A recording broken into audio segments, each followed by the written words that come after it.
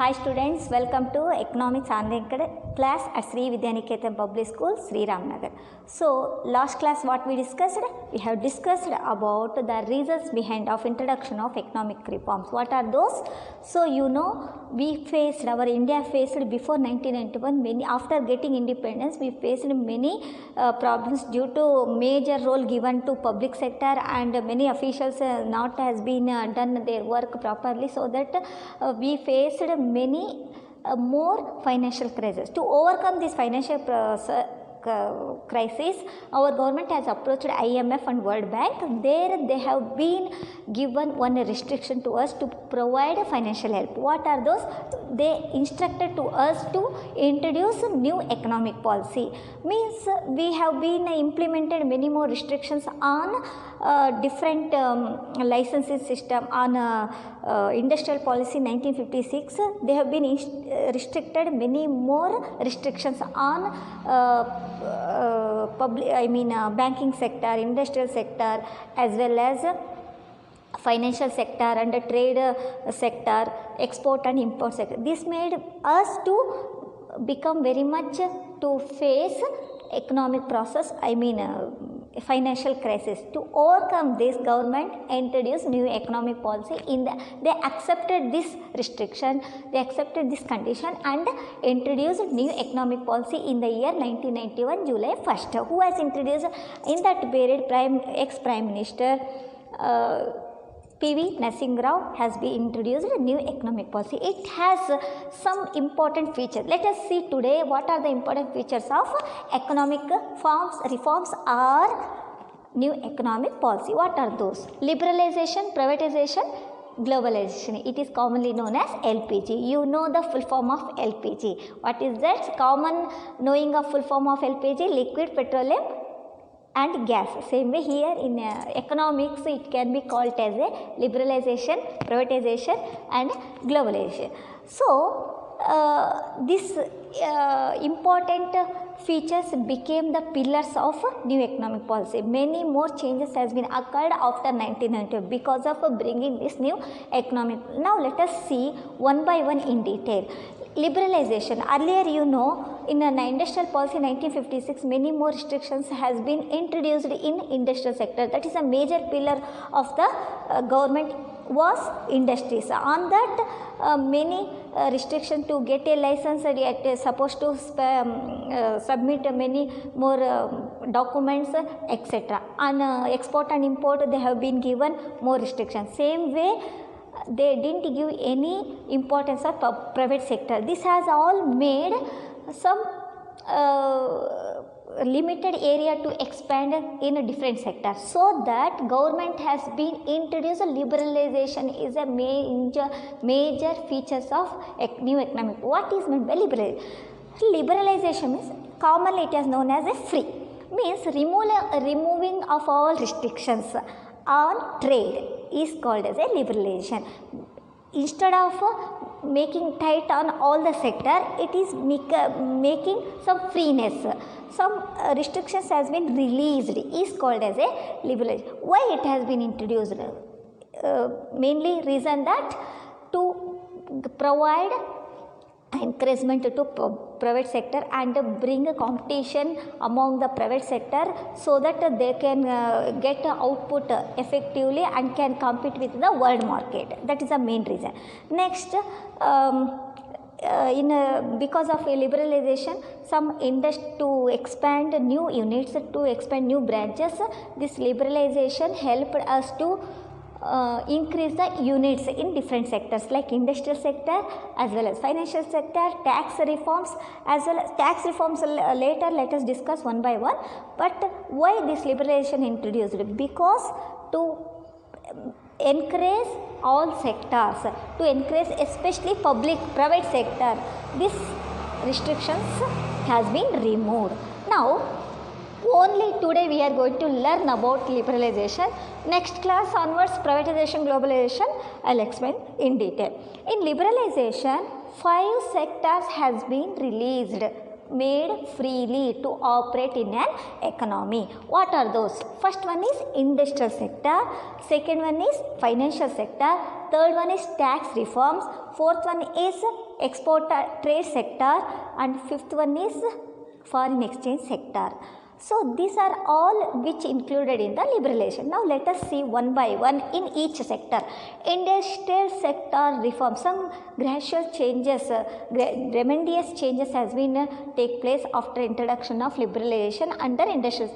Earlier, you know, supposed to have licensing to all industries which they want to set up, but they made free to start any industries. Only some industries need to have a license. What is meant by license? License is a permission has to be taken by the government to start any industry or to start any unit is called as a license. This is on permission. Example, you know, driving license. If you want to vehicle, two-wheeler, four-wheeler or three-wheeler, you need to have some permission from the RTO.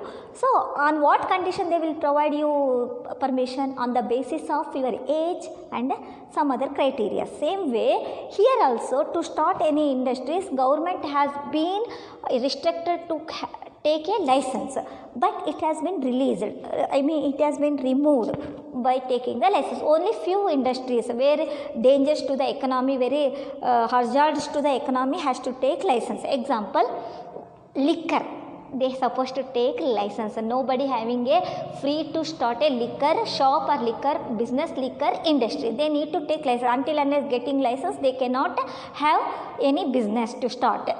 And defense, as you know, defense cannot be started by any private people because it is a very hazardous to the economy when it is used in a wrong manner. So that they supposed only government has given a permission to the government, not by to the private sector. Equipments, industrial explosives, means explosives, as you know, bombs, some military equipments also supposed to take license. Remaining apart from this, every industry can have a free to start any industries by the private people. Am I clear up to here? Now, decrease in the role of public sector. So earlier 17 industries has been Schedule A. I think you all remembered about Schedule A. Schedule A, what it states that 17 industries has been given to public sector. Remaining part is Schedule C, all small industries has been given to private sector, but not now. Only few industries has been operated by government. Remaining all anybody can start. One who have a fulfill their conditions of the government. Example, atomic energy, it cannot be given to private sector. Railways, it is operated by government.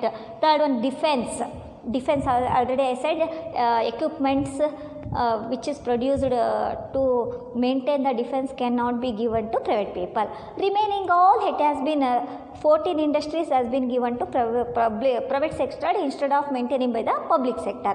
Am I clear? Now, de-reservation under small scale industry.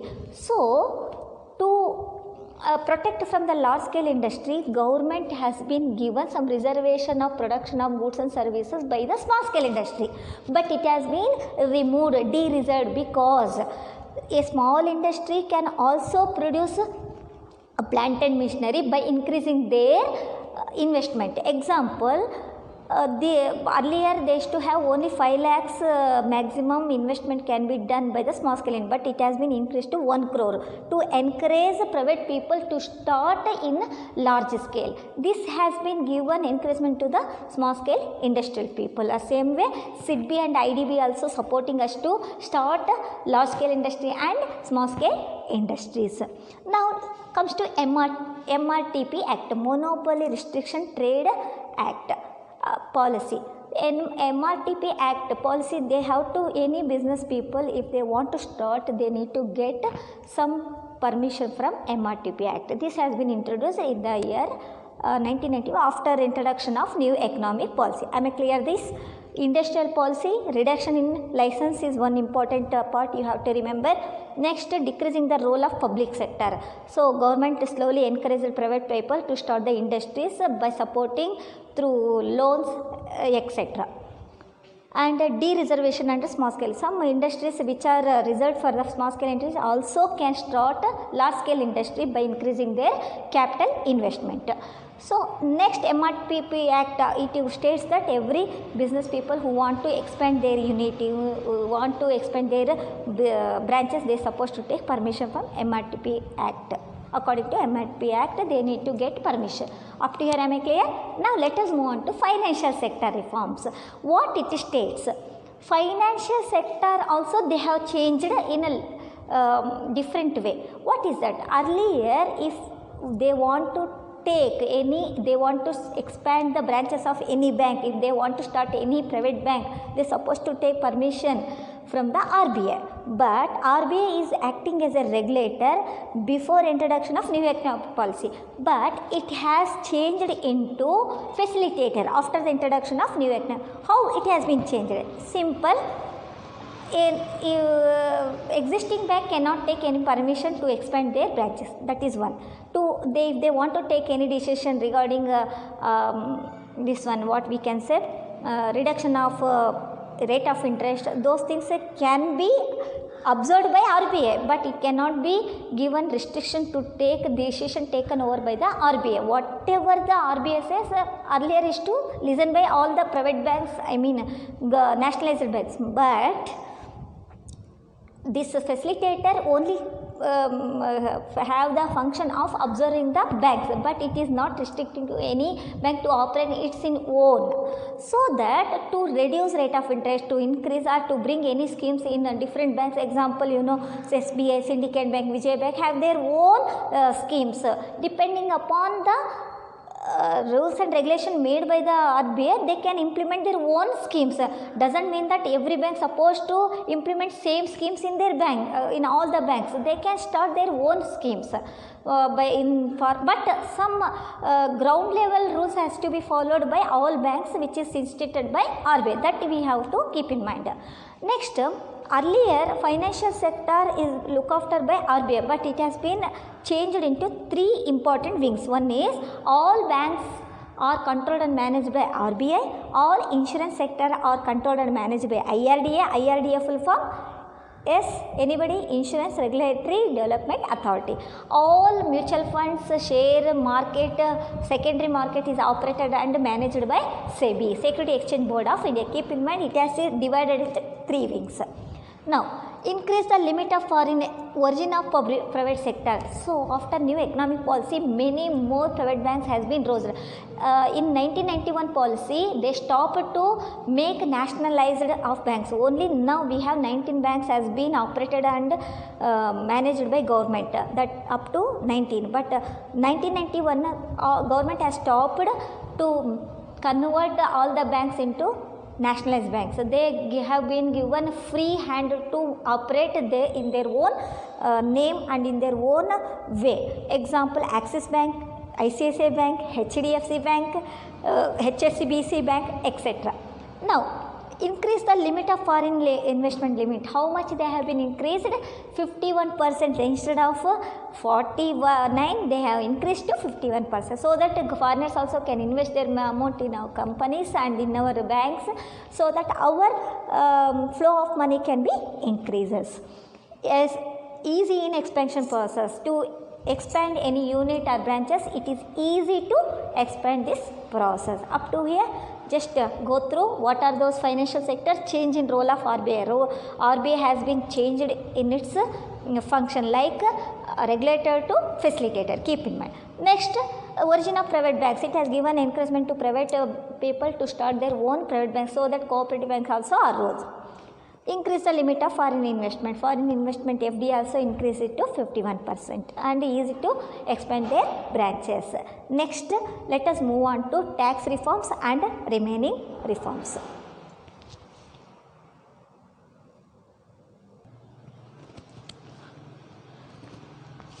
Next reforms, as we discussed, first one is industrial sector reforms, financial sector reforms. Now third one is tax reforms.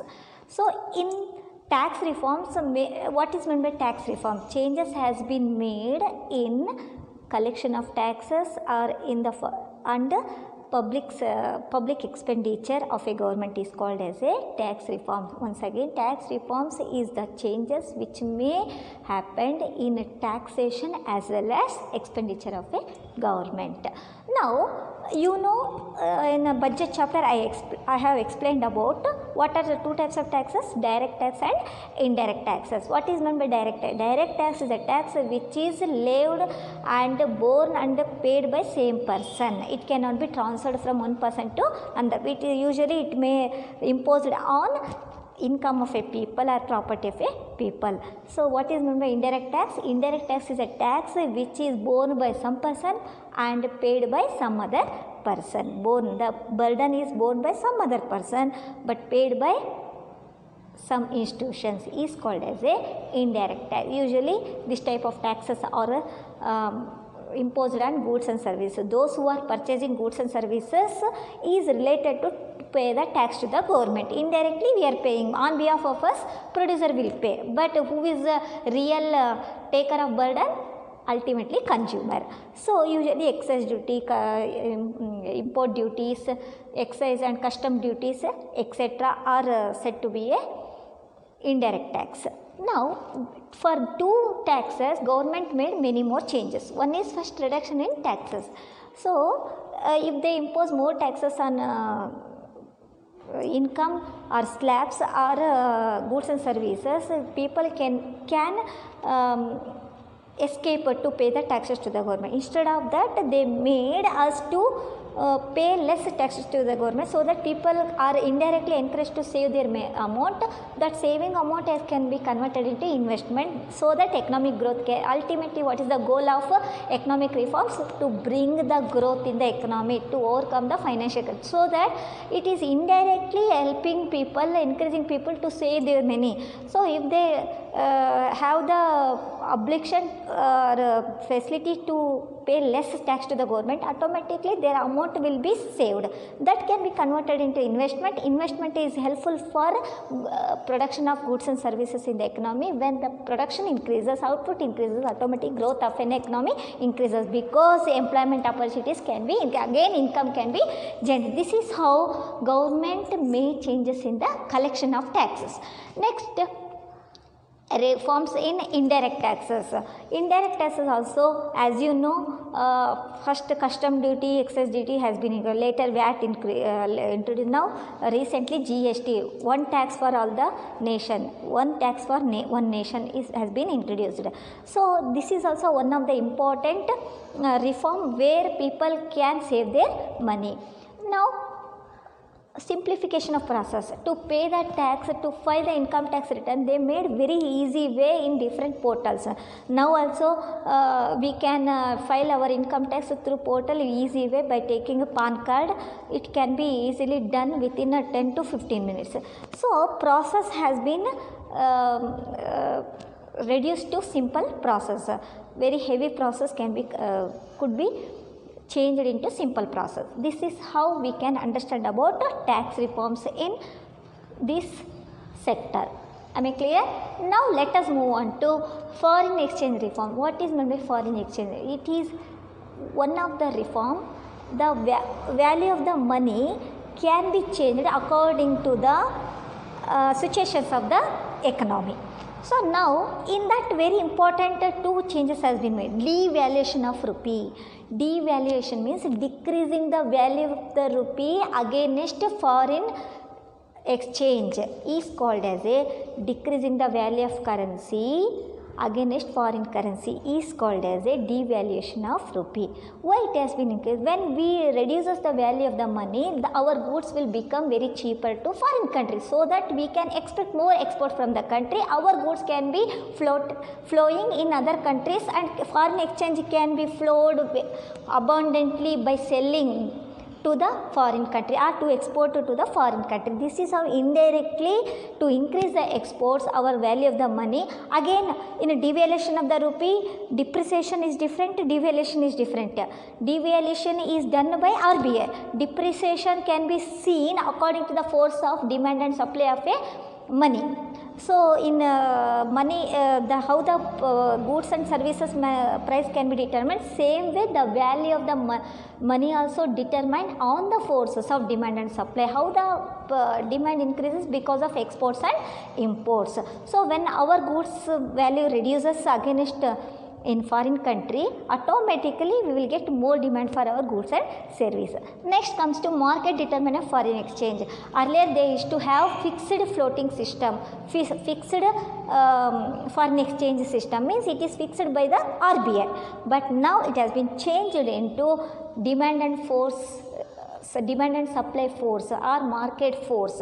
So value of the money, value of the dollar, value of the Indian rupee can be determined on the forces of demand and supply of a money in the market. If the market increases, automatically the value in the market it reduces, the value of the Indian rupee will be reduced. This is how the money value can be changed from fixed foreign exchange rate into floating foreign exchange rate. Am I clear? Two important only keep in mind. If they ask, they may ask for 6 months all the reforms. If they ask for 3 or 4 months, individual reforms can be asked by board.